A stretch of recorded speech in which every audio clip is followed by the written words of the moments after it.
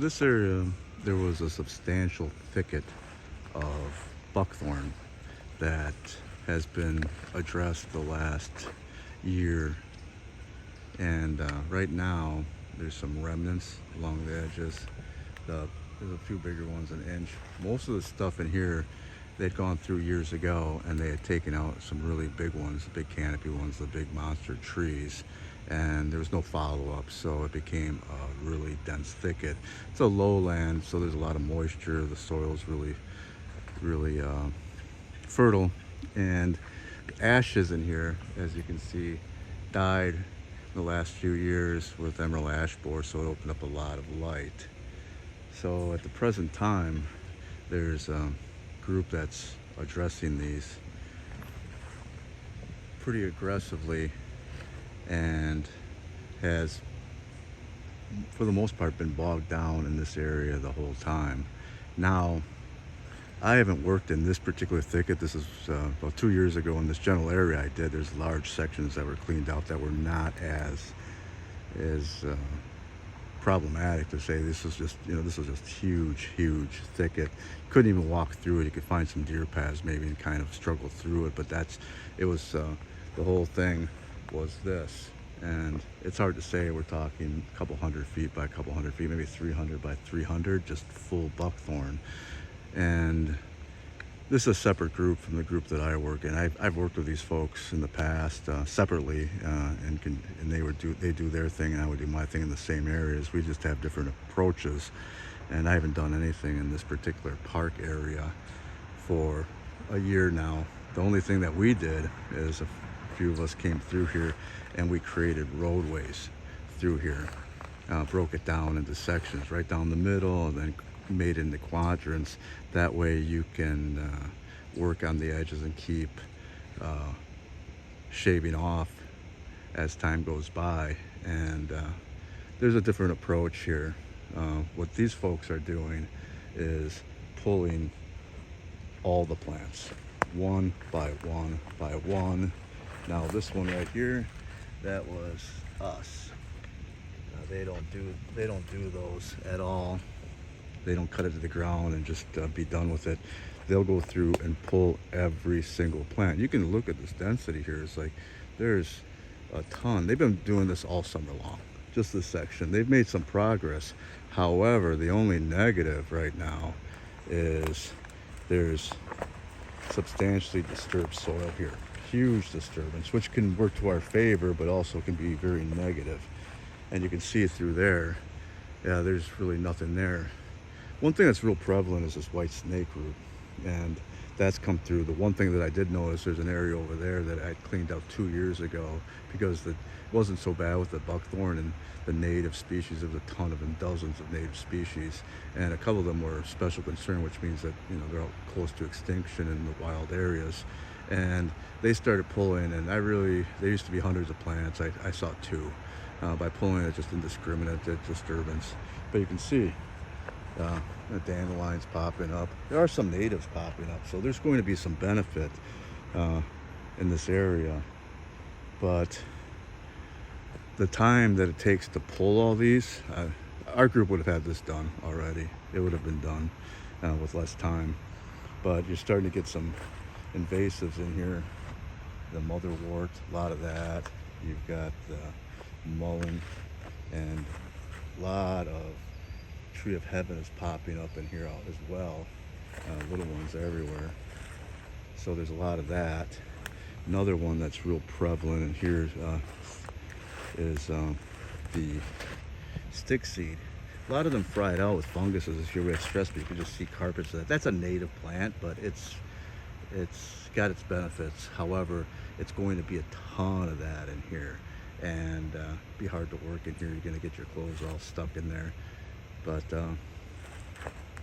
some natives, they're popping back in here.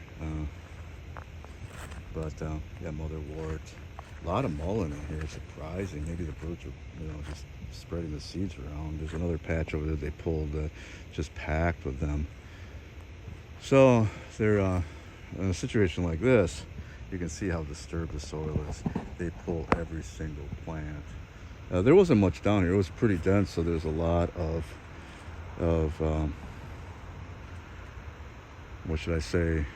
Just not much in the seed bank. I wouldn't think. It was just very, very sparse underneath it once you cleaned it out. But there's a difference. You can see where the path is that we cleaned out in the middle here. It does have, it's not all ripped up except here and there, but there is some native stuff going on in there. Now you get into these areas here, just completely disturbed sites.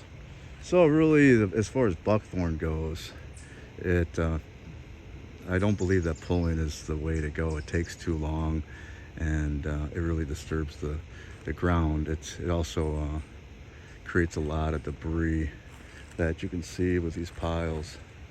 In this area, you had to do the density. You had to pile these up, but you can see all these root balls, and they're pretty good size. So when they dig them up, they rip up a foot by foot area, even more, and then they just basically rototills the soil.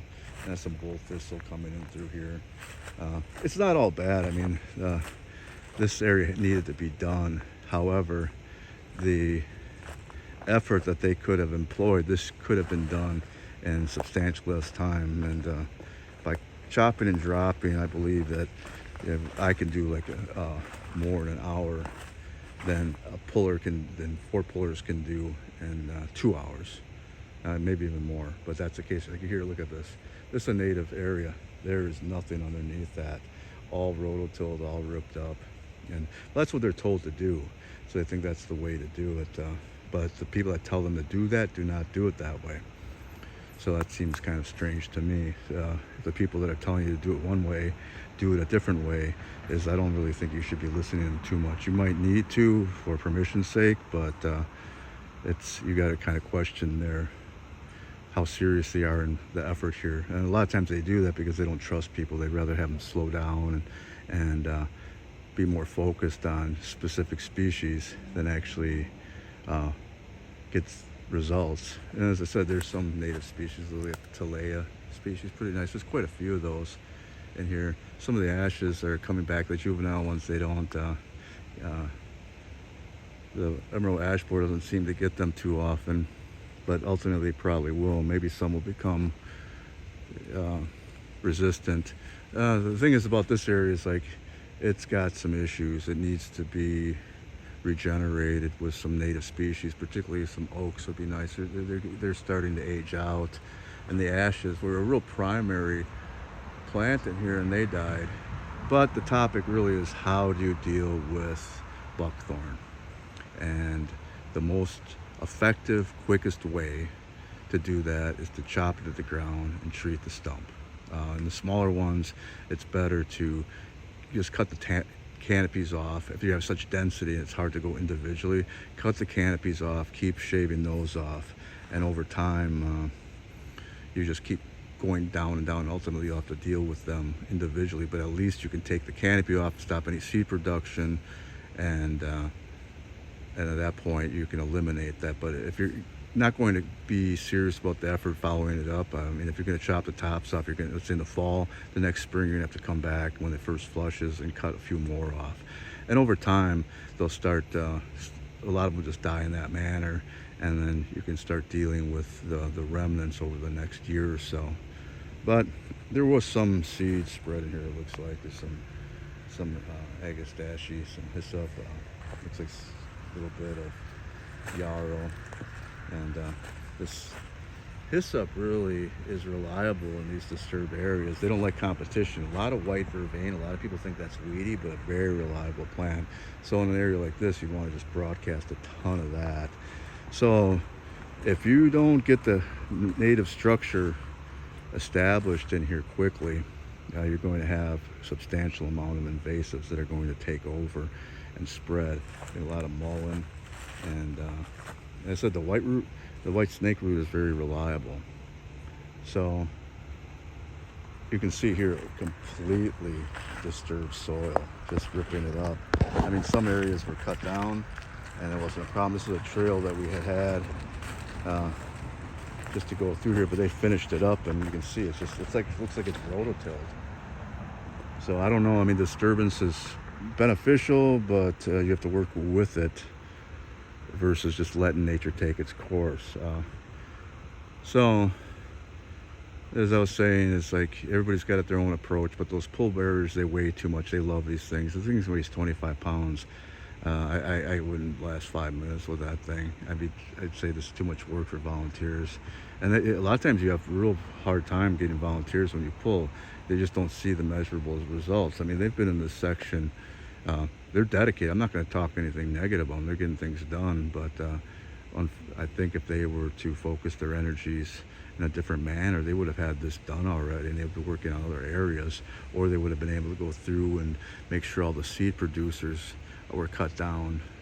In that thicket there are some seed producers, so that's another thing you want to do, is always attack the seed producers. Go through them, find them, keep cutting them down. Even if you're not going to finish that area in a year, if you just cut down the seed producers, you're going to stop that elimination. The pulling is, I don't know, for conservation efforts, it's not a serious effort. There's no way that you can really accomplish a lot in a short period of time, which is really the goal. But regardless, this area is taken back, so there's a positive. It's not even remotely a negative. It's just the approach that could have been taken. The fact that it's cleaned up is a huge positive, but we're going to have to monitor the invasives in here. I mean, these, I guarantee you that these folks will not cut down that tree of heaven. I will do that this year before it even starts getting to be big, and treat it. Another tree of heaven. There's quite a few of them in here. Nothing I can do about the stick seed. It is native, but you'll have to go through, and hopefully things will be able to compete against it. Again, the piles are beneficial for the wildlife, and in this case you would have had to stack it just because of the density of it. If you don't have access problems, you're better off just leaving it on the ground and eliminating that step completely. But you can see every one of these has a substantial root system, and that just tore up the soil. You can see all those little black fibrous things with the root systems, because they don't cut anything. They pull individual plants. In this case, I mean, there might, who knows how many tens of thousands of buckthorn there were in here, and individually pull them. The fact that this actually getting done is a testament to their dedication. Most people aren't going to be that dedicated to do that, but they slow down. There's areas around here that need addressing, and they've been bogged down in this thicket, pulling inch by inch, whereas they could have had this done sometime this year earlier, or they could have worked on it, gone somewhere else, come back, worked on it, and it was over a 12-month period, finished it up. However, you can see just the bare nature of this. A lot of times when you have buckthorn, you're going to have these extinction zones, you're going to have bare ground, but I think it's much better just to leave that intact and see what pops up in the next year. Right now, it's like there might have been small plants that were killed. Buckthorn seedlings are pushed up. Seeds were buried deeper than they should have been, and just how it goes. So when you do these things, as far as buckthorn goes, I think it's just better to approach it in the manner that you cover as much ground as possible in the least amount of time, the least physical energy. Pulling does not meet those requirements. It just doesn't. And also try not to disturb the soil as much as you can. These are native structures. It's like you want to try to keep it. You don't know what's down there. And if you can conserve it, a lot of times when you kill it, it's gone extinct, but it doesn't look like it's rototilled. Large trees, big buckthorn, you're better off to squirt or girdle them, hack and squirt them, and just let them stand, just because of the amount of work. You can come back years later or a year later when you have more time to start cutting them down, but the goal should be just to eliminate it, kill it, if you have limited resources.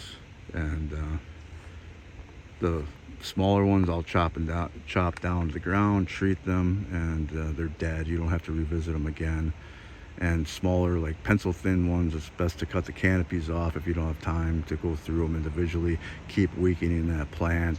And in thickets, a lot of them will die over the time. If you do it in the fall, a lot of them won't have the reserves to last into the winter, so you will have death just from that. I mean, if you just start like right at the beginning of fall, you chop the tops off, and then that strength isn't there. The next year, the new flush, you chop a little bit more off of it, you kill more, and then you're going to have to deal with the remnants after about a 12-month period.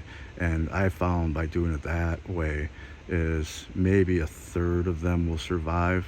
I mean, we have very good luck, just keep chopping them down. It doesn't take that long to do that versus yanking them up by hand.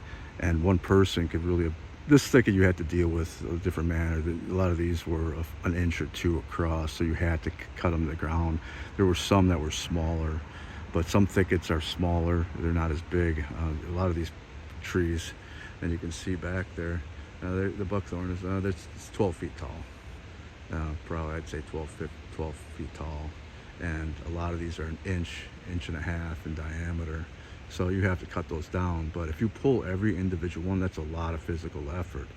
I mean, an inch and a half tree you're pulling from the ground, and then you stack it and you come back, whereas if you just chopped, dropped, treated, you could have a substantial amount done. I mean, the amount that you could do by chopping and dropping versus pulling is phenomenal. I mean, there's no real results with the pulling. It takes forever. You're never going to accomplish large areas.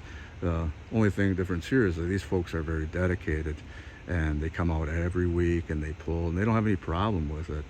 However, they don't have a lot of people. I've seen people come work with them, and you'll never see them again. It's really very physical, and people like to see results, and they're not as in tune with restoring these areas as far as what's going to come back later. They're just focused on the invasive removal. They're just going to let nature take its course. In this case, nature taking its course is going to be a substantial amount of invasives that are going to pop in here. You're going to have natives also, which is very beneficial, but I think it's going to be huge invasive rejuvenation. But the pros outweigh the cons at this particular site. So, I mean, that's up to you how you want to do it, but if you're pulling buckthorn, I'm guaranteed you're not covering a lot of ground. You're spending a lot of physical energy, and you're leaving areas that you could have addressed because of the amount of time you're spending in pulling it.